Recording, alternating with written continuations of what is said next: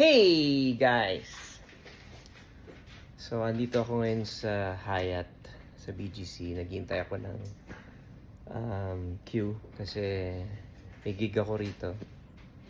Pero hindi pa ako tinatawag. So, sabi lang in about an hour. So, habang naghihintay ako at habang nag-aayos, wala pa akong makeup niyan. Powder lang. Parod ko yung videos ni ni Regine. I saw her TikTok videos. Her about talking about Nate and her about talking about self-awareness. And I was just so amazed at my wife's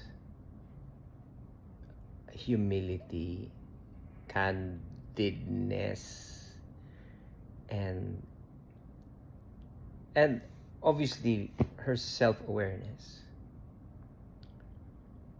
Nabibilib talaga ako sa kanya. And I just want to say, I'm glad that she is able to impart nuggets of wisdom to her followers and of course to her fans. Kasi yun ang naiisip niya na mentor na siya. Not only to the younger generation of singers, but also to the ones who listen to her and watch her. Of course, there are millions all over the world. And yung makaiwan siya ng ganyang nuggets of wisdom, I think, is just so precious. Now, the reason why I'm doing this movie is not to react to that. No, nabanggit ko lang yan. But I'm doing this video right now, recording it actually. Because kaninang umaga, so na-release yung Reginified. And I think paggising namin,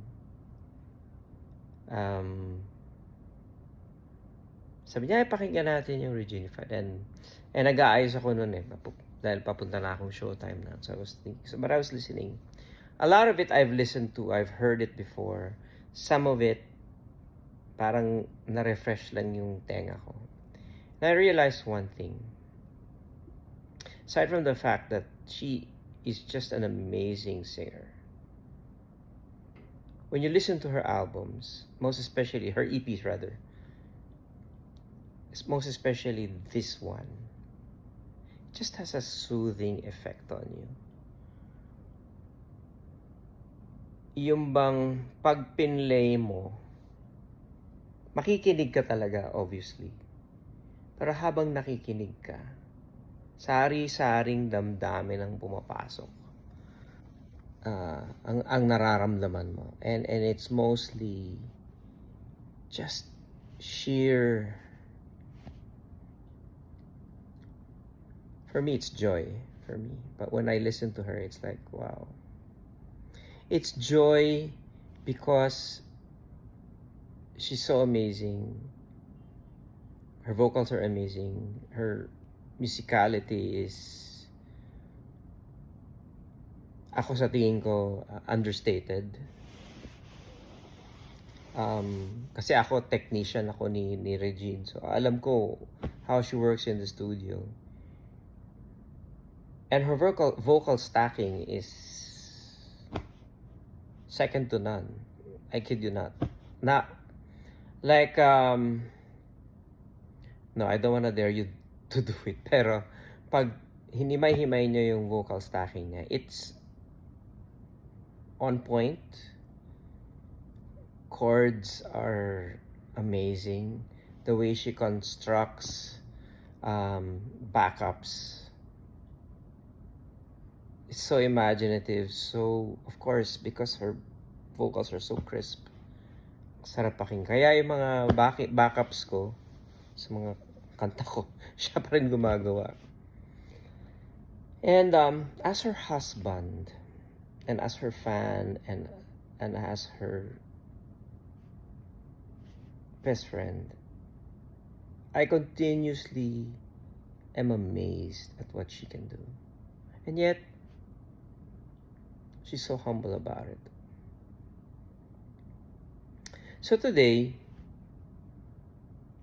before I went to work, I asked her, hey honey, can we just pray? So we prayed, And as I was praying with her, I realized this was the essence of Reginified. That yes, Reginified is about her reginifying the music that we've been accustomed to through the years. But it's also reginified because of her spirit. The spirit that she wishes to share to her audience. That spirit is so palpable when you listen to the music. So I just want to encourage everyone, if you haven't listened to Reginified, stream it, guys. It will give you joy. So, guys, this is not just a husband trying to promote the album because it doesn't need promotion, but it's just me saying it's such a beautiful EP. So, honey, congratulations. And to all of you who are watching this and listening to this, prepare to be Reginified. That's it.